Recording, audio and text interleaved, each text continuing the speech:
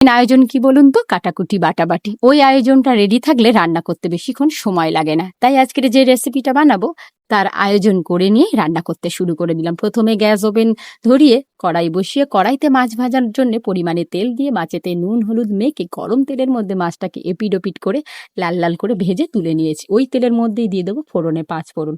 জানেন তো একটা কথা, 5 ফোড়ন নাকি ভালোবাসায় জুড়ি মেলা ভার। যে রান্নাতে ফোড়নে 5 ফোড়ন পড়ে সেই রান্না ভালো না।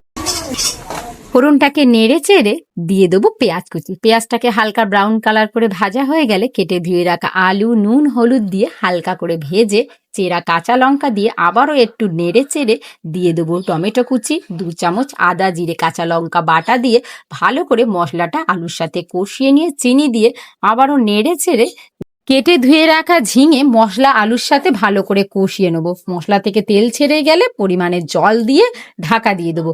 2 থেকে 3 মিনিট মতন ঢাকা দিয়ে ঝোল ফুটে গেলে ভেজে রাখা মাছগুলো দিয়ে 5 থেকে 6 মিনিট ঢাকা দিয়ে ফুটিয়ে নেবো। মাছ থেকে তেলটাও ছেড়ে যাবে, তরকারির স্বাদও দ্বিগুণ বেড়ে যাবে।